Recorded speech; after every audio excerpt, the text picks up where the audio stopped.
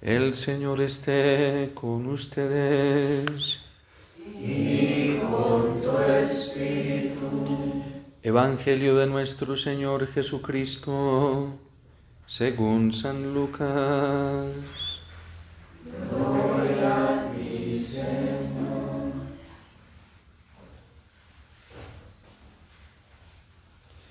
En aquel tiempo, Jesús dijo a los fariseos y a los doctores de la ley: «Ay de ustedes que les construyen sepulcros a los profetas que los padres de ustedes asesinaron.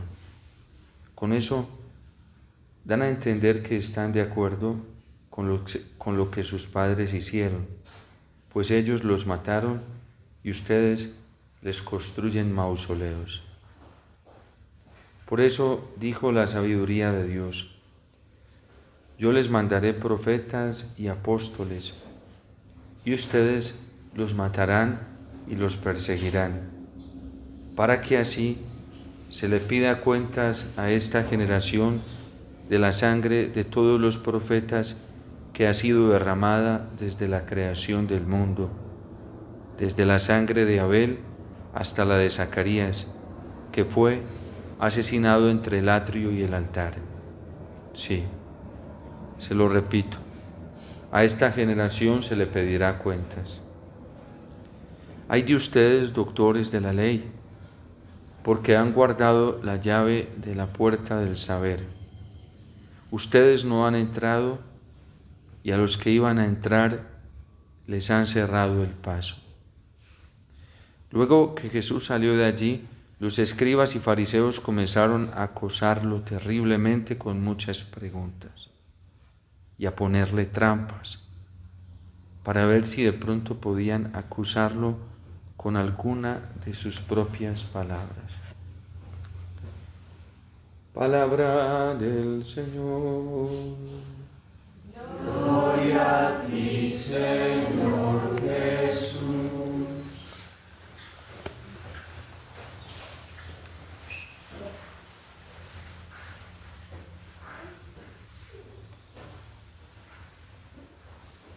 Ayer decíamos, basados en la palabra del Señor, que el amor de Dios, que es su gracia, es lo que necesita nuestro corazón, lo único necesario.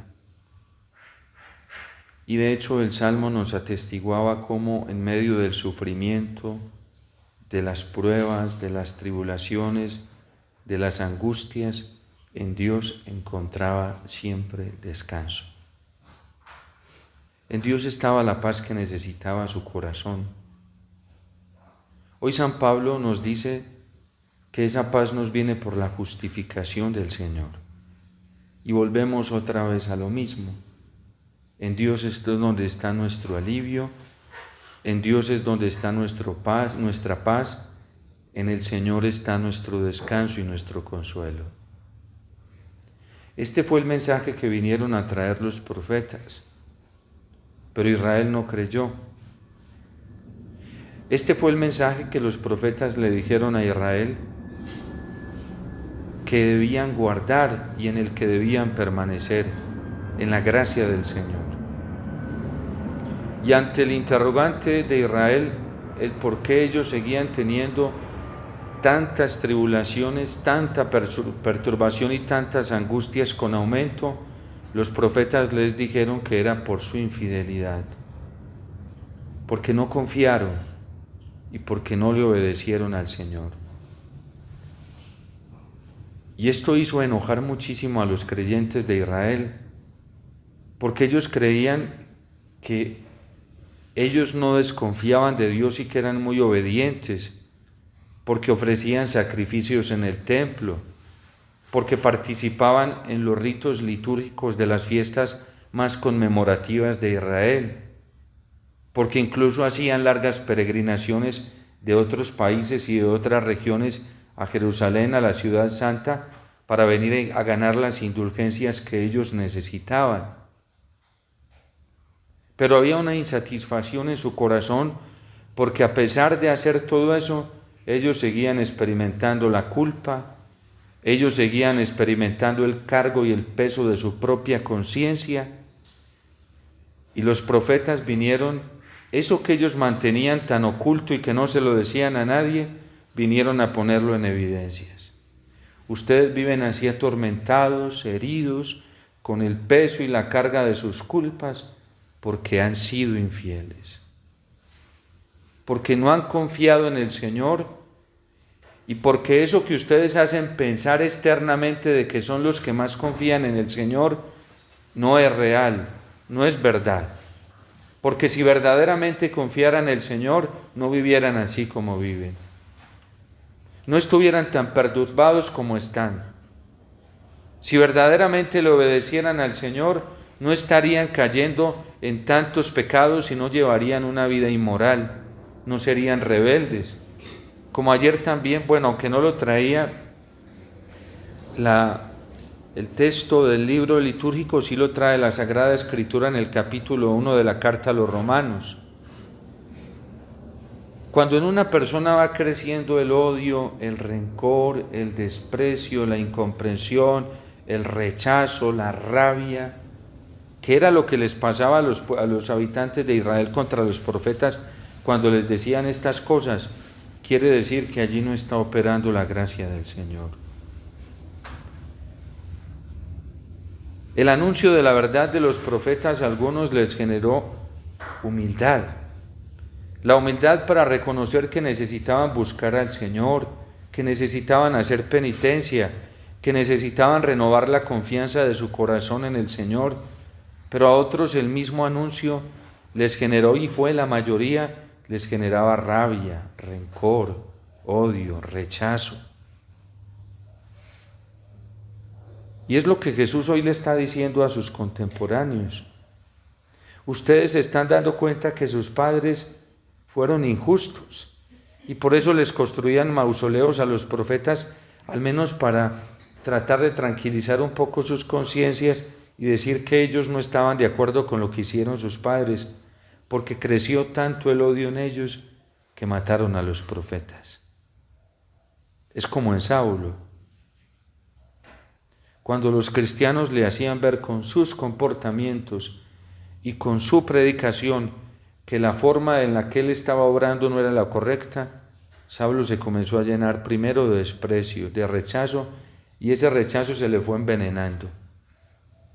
La verdad predicada por los cristianos comenzó a generar en su interior un rechazo y él lo dejó envenenar por el diablo, hasta el punto que terminó odiando a los cristianos y los perseguía a muerte. La verdad puede provocar en nosotros dos reacciones. Y esa es la justificación. Por ahí empieza la justificación. Una actitud de humildad, de sencillez ante un Dios que viene a decirnos que no nos hemos comportado bien. Y lo primero que viene a decirnos la palabra del Señor a todos es que necesitamos conversión. Y en un corazón humilde como el de la Virgen, porque esta misma palabra llegó a la Virgen y ella se sometió a este camino de penitencia sin necesitarlo, de purificación sin necesitarlo. ¿Ustedes creen que la Virgen no participaba en las liturgias penitenciales de Jerusalén? Subía constantemente, de hecho a la fiesta de mayor expiación y de mayor arrepentimiento y de mayor penitencia nos cuenta San Lucas que subía cada año. ¿Ustedes creen que porque ella ofreció 2 tórtolas y 2 pichones, porque se sentía necesitada de purificación? Pero cuando un corazón deja entrar la presunción, no necesita de nada de eso, y menos va a soportar que venga la palabra de la verdad a decirle que debe purificarse y que debe arrepentirse. Y a veces no sabemos lo grave que es eso, porque cuando eso el diablo lo envenena, nos aparta de la gracia del Espíritu Santo. Quiere decir que la gracia de la justificación no opera en un corazón así. Y ese corazón nunca va a experimentar la paz del Señor. Nunca va a experimentar el consuelo del Señor. Y eso le pasó a los habitantes de Israel. Por eso terminaron asesinando a los profetas. Por eso Saulo persiguió a los cristianos a muerte. Si Saulo no, si es Dios mismo, si no es Dios mismo quien se le presenta a Saulo en el camino y le reclama, porque lo primero que hace la palabra de este Dios que se le aparece a Saulo es reprocharle.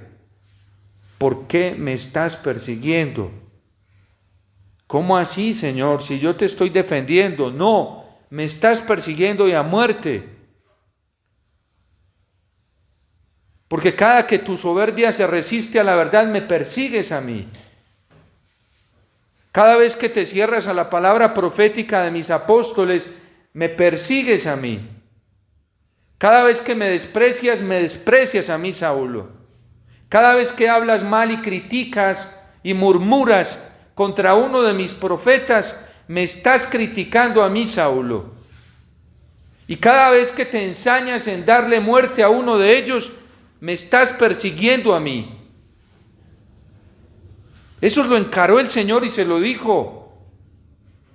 Y por eso él queda por esta luz que le habla, queda encandelillado 3 días ciego. Yo me imagino el nivel de sufrimiento que ni comía ni dormía, de saber lo que estaba haciendo, su injusticia.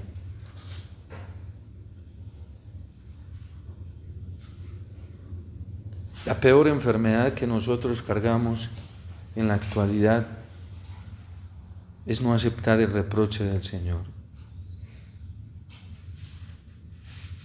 Es que todos a veces nos creemos justificados ya, sin arrepentimiento, sin penitencia.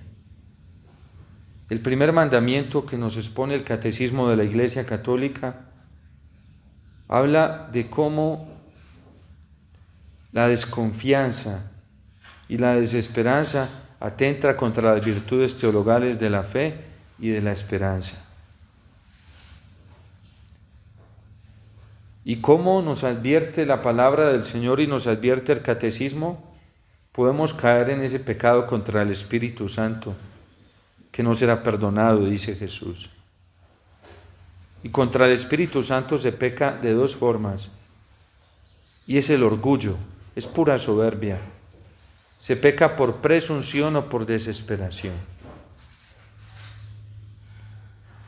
El presuntuoso no necesita que le hablen de conversión. El presuntuoso no necesita que le hablen de cambio. El presuntuoso no necesita un llamado a la penitencia. Le fastidia, le incomoda, se rebela, se resiste interiormente contra toda verdad del Señor, porque se cree santo ya, porque se cree sobrado, porque incluso se cree igual al Señor o mejor que el Señor, porque se cree igual a los santos canonizados o mejor que ellos.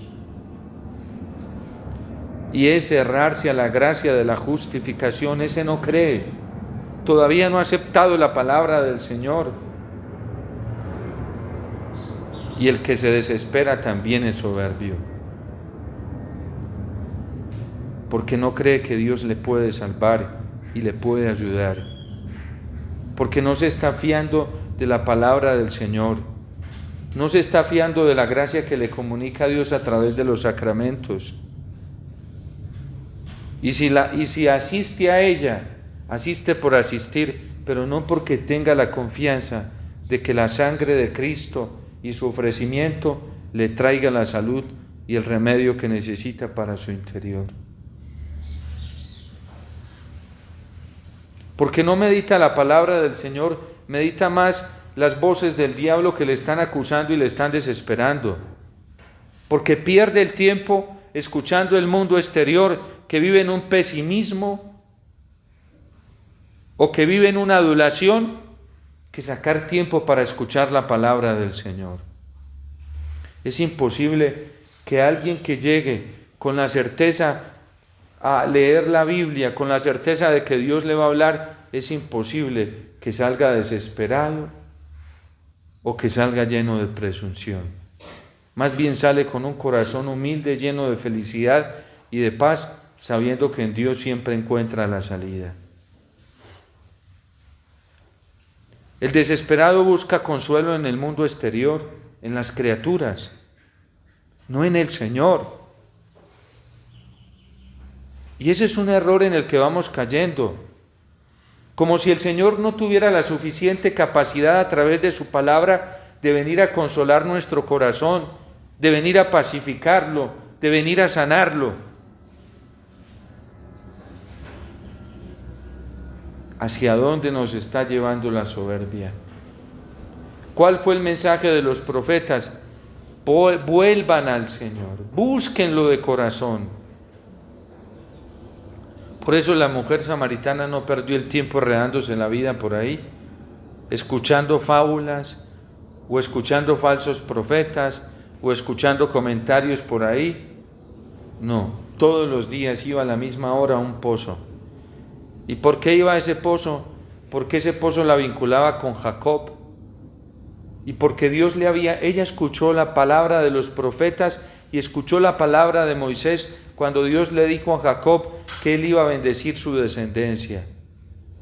Y ella se aferró a ese pozo porque ese pozo no era cualquier pozo, era el pozo que Jacob había dejado a su generación.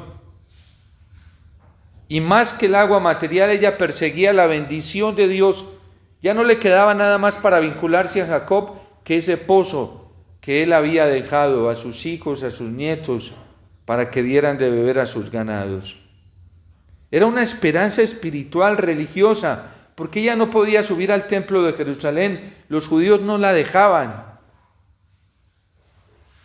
Pero escuchó la palabra de los profetas y la palabra de Moisés, donde Dios decía a través de Isaías que iba a bendecir a Israel, a Jacob, y que todos los hijos de Jacob serían bendecidos. Y ella se aferró a eso, no perdió el tiempo, oraba. Y venía todos los días pidiéndole al Señor que se acordara de ella, que tuviera misericordia de ella. Que así como se acordó de Jacob y lo bendijo, así la bendijera ella. Y Dios le respondió, viniendo él mismo en persona a hablarle y a decirle que él era el agua viva y que si ella bebía de esa agua, nunca más volvería a tener sed. ¿Qué más necesitamos nosotros para creerle al Señor?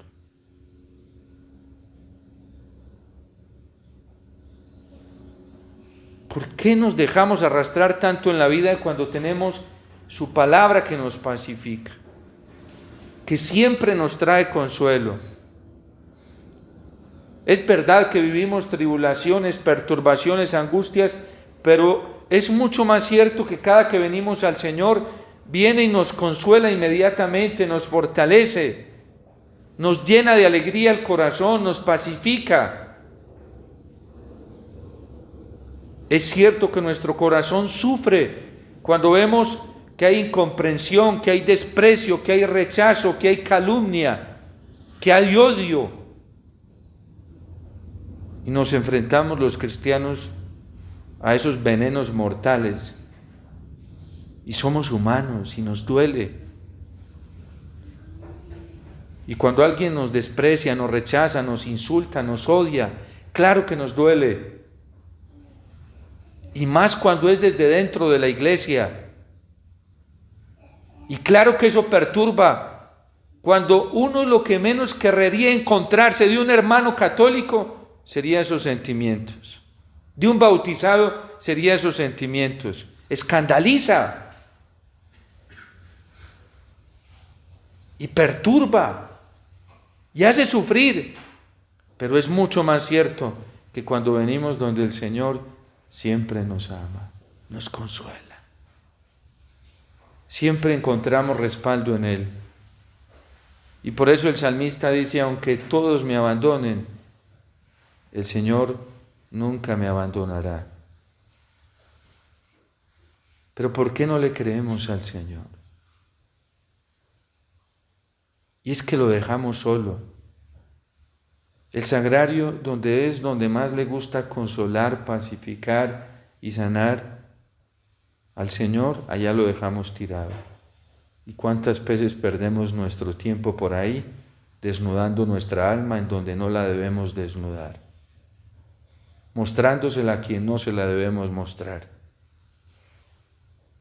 entregándole la dirección de nuestra vida a quien no se la debemos entregar. Y todo eso nos pasa por incrédulos, por desconfiados, por desobedientes.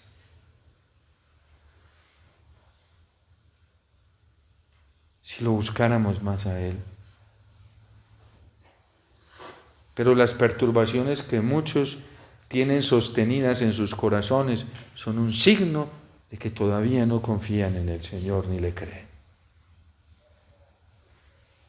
Es verdad que las vivimos en algunos momentos, pero ¿cuánto gozamos cuando el Señor viene y pacifica todo eso? ¿Cuánto nos consolamos y cuánto crece nuestro amor hacia el Señor cuando sabemos que Él es el gran remedio y la medicina para todos nuestros problemas? Yo los quiero invitar para que vayan al Catecismo de la Iglesia Católica y mediten esto. Mediten esta realidad de la justificación desde el numeral 1987 hasta el numeral 2016. Cómo la Iglesia nos demuestra que la gracia de Dios es eficaz. Es eficaz para encontrar la paz. Y si no nos está llegando la paz es porque no le creemos al Señor. Y si no le creemos al Señor es porque tampoco lo estamos buscando de corazón. Y si no lo estamos buscando de corazón es porque tenemos nuestra esperanza aferrada a las criaturas o a nosotros mismos. Y porque vivimos una vida cristiana pagana, no cristiana. Y nos estamos engañando a nosotros mismos. Porque la gracia de Dios es tan efectiva que no solamente ha sacado del pecado a la gente, como a los santos que los sacó del pecado, sino que los ha sostenido con una fuerza especial para no volver a caer en el pecado de ninguna índole. Sino que también los capacitó para alcanzar grados de santidad muy altos. San Agustín llega a decir, él que vivió esto, vivió la experiencia de la gracia y del amor de Dios que lo sacó de todo eso, llega a decir que la gracia de la justificación, que es el amor más grande del Señor, dice que es más grande el poder que muestra la gracia del amor justificador de Dios, es más grande que la obra de la creación. Más grande que la obra. Incluso dice que cuando Dios viene y justifica al alma de todo pecado, eso es mucho más grande que la creación de los ángeles.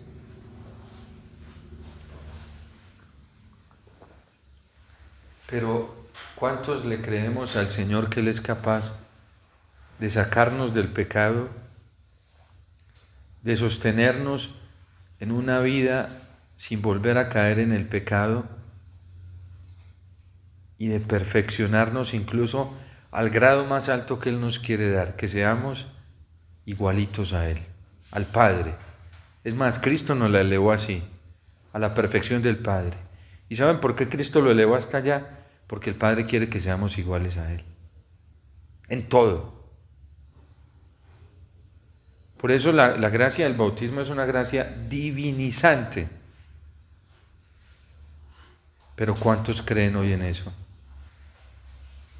Hay gente que se ofende dentro de la iglesia por esto. Hay gente que llega a sentir hasta odio porque se predica esto.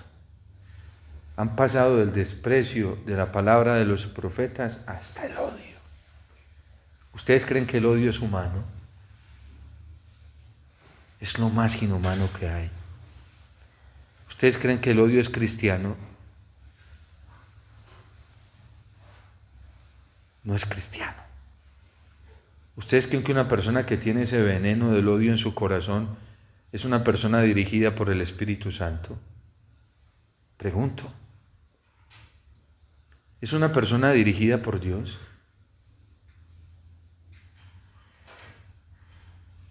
¿Ustedes creen que eso es de Dios?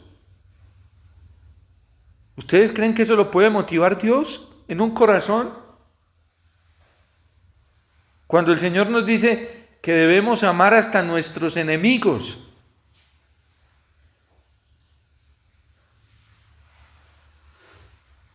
Y hoy hay gente que odia dentro de la iglesia no porque les hayan hecho males, sino porque les hacen bienes. ¿Ustedes creen que una persona que siente odio y se deja arrastrar del odio está impulsada por Dios? ¿Está impulsada por el Espíritu Santo?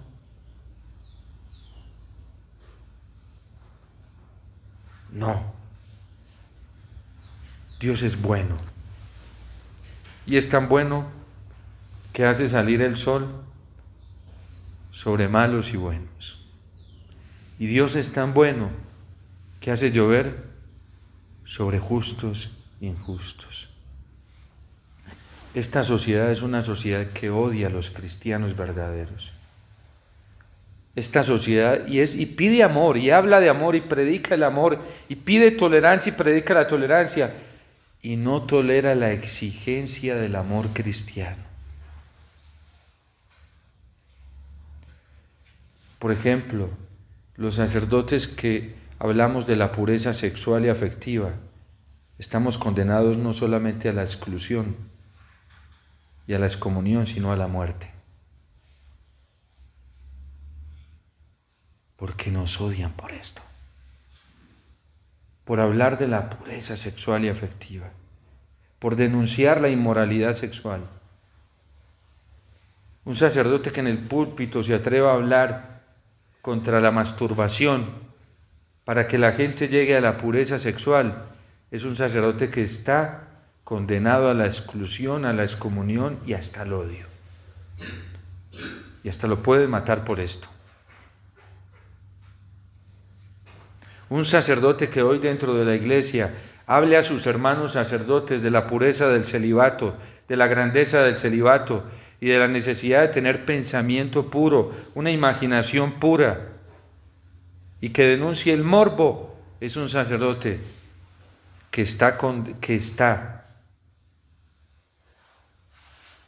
va a ser excluido y condenado por sus mismos hermanos sacerdotes. Una religiosa hoy que en un convento hable de la pureza sexual, de vivir una vida de pudor, de integridad, de entrega total al Señor, está condenada a la exclusión y a la excomunión. Parece hoy que dentro de la iglesia fuera un delito hablar de la pureza sexual. Y parece que fuese el peor delito aún dentro de los matrimonios. A una persona que hable de la pureza sexual, aún dentro de la vida matrimonial, no se le perdona hoy. No se le perdona. ¿Ustedes creen que esto es de Dios? ¿Pensar así?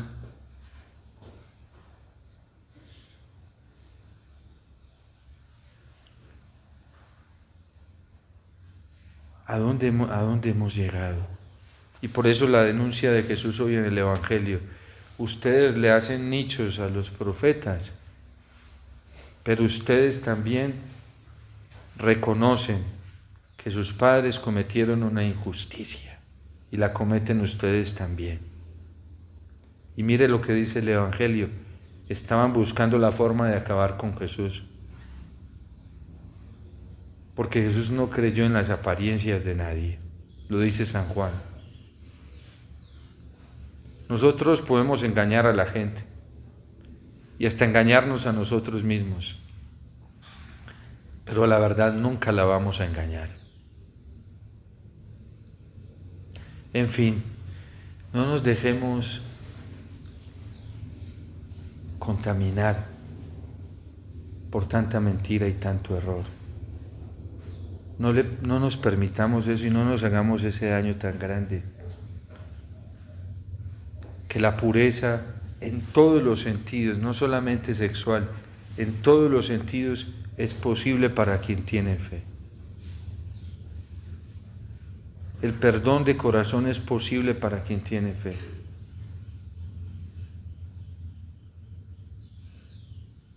Dios nos está ofreciendo la justificación si creemos en Él.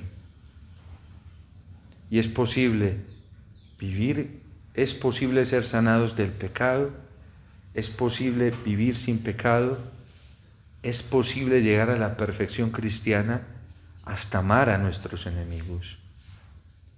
Y tanto le pedimos al Señor que nos aumente esa gracia de poder perdonar a quienes nos persiguen, a quienes nos rechazan, a quienes nos critican, a quienes por tratar de vivir en la verdad de Dios nos odian. Es un regalo muy grande que Dios nos dé la capacidad de seguir adelante. Y Dios la sigue ofreciendo. Porque este mundo de hoy es muy cruel. Hoy dentro de la iglesia hay quienes son capaces de tragarse las aberraciones sexuales más espantosas, pero no toleran que alguien medio se equivoque con un poco de mal genio, porque lo puede tener cualquiera de manera natural, pero sí se tragan las morbosidades más espantosas. Esas sí las pasan de largo.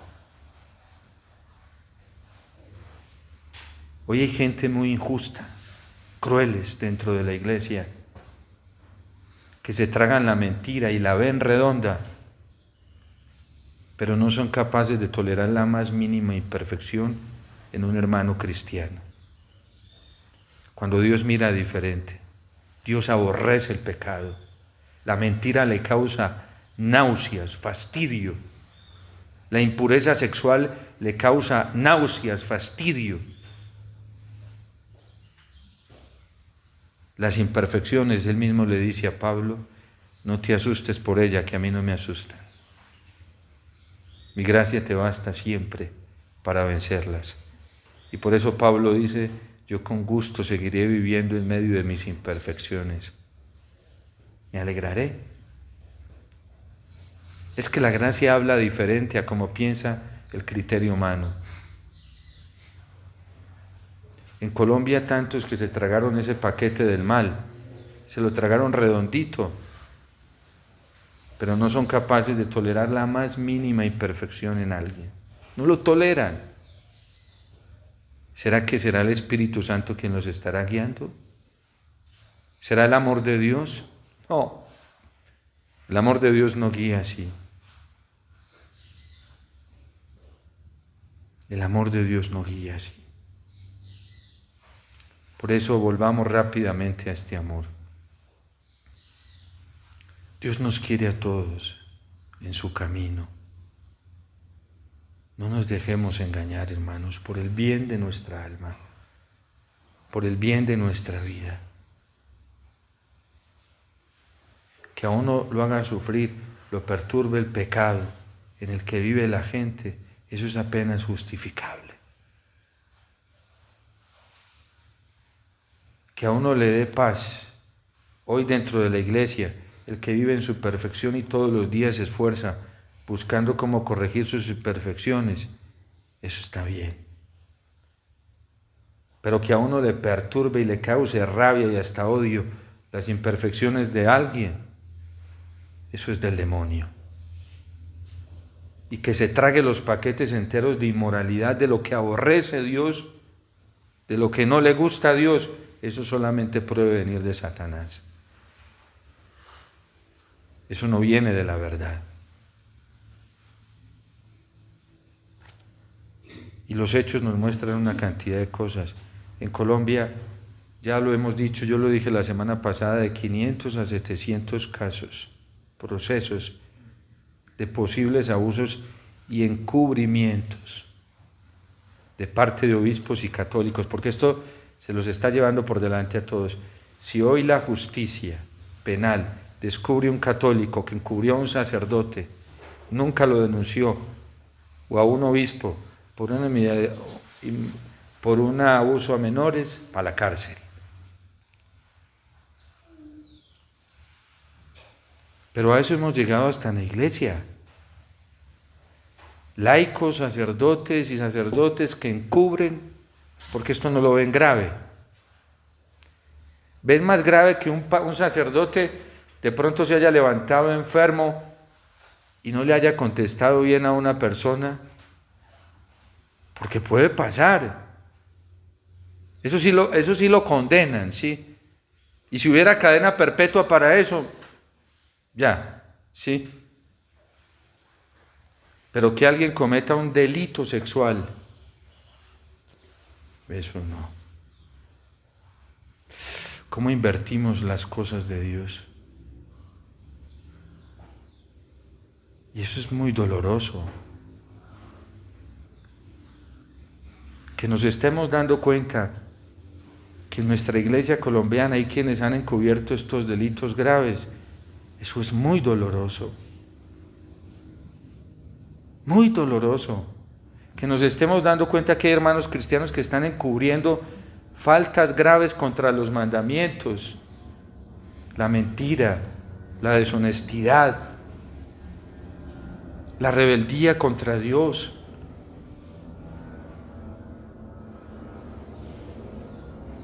Eso es muy doloroso.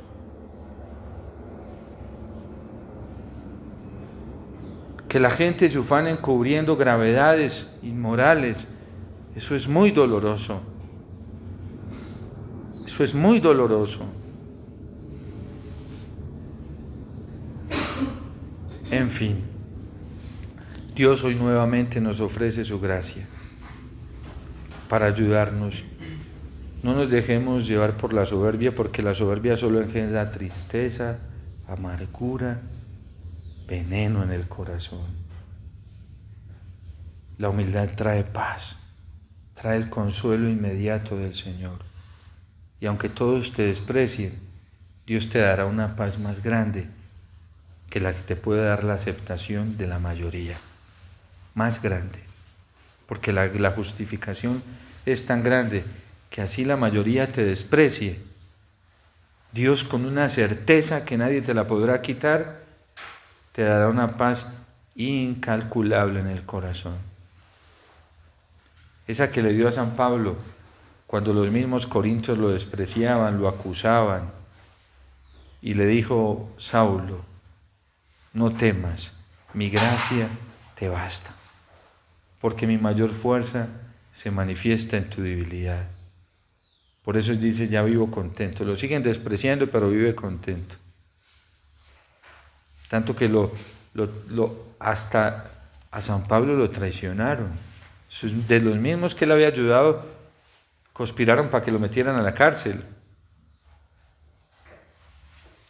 Y le dice a Timoteo: todos me dejaron solo. Y hubo dos, da el nombre de dos, dice que me hicieron la vida imposible. Que Dios no les tenga en cuenta esto. Fíjense cómo es el Espíritu Santo. Mientras lo estaban odiando a él, que Dios no les tenga en cuenta. Porque tendrán que rendir cuentas ante el Señor. Todos me dejaron solo. Es verdad, hermanos, que hoy quien quiera ser fiel al Señor sufre. Y si queremos serle fiel al Señor, vamos a sufrir mucho. Sobre todo la incomprensión de los hombres. De hecho, a David le dio miedo someterse a la justicia humana cuando cometió el pecado del censo. Dios le dijo: ¿quieres someter a mi justicia o a la humana? Y dijo: no, mejor me someto a la tuya, porque los hombres son muy crueles.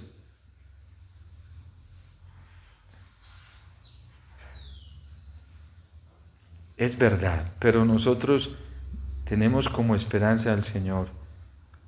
Hoy el Salmo es bellísimo. Desde el abismo clamo a ti, Señor. Señor, escucha mi voz. estén tus oídos atentos a la voz de mi súplica. Confío en el Señor y mi alma espera y confía en su palabra. Mi alma guarda al Señor. ¿De qué preocuparnos? Si estamos buscándolo a Él. Él es lo más importante. ¿Por qué entristecernos si Él es nuestra alegría? ¿Por qué desanimarnos si Él es nuestra alegría? ¿Por qué desesperarnos si Él es nuestra fortaleza? ¿Por qué sentirnos abandonados si Él nos ama y nos da la totalidad de su amor? Solo Dios basta, dice Santa Teresa. Quien a Dios tiene, nada le falta. Nos seguimos acogiendo a la intercesión de la Virgen, de San José, de todos los santos y santas, y sobre todo al acto más grande de amor que es la Eucaristía, donde el Señor derrama su sangre para justificarnos a todos nosotros pecadores imperfectos.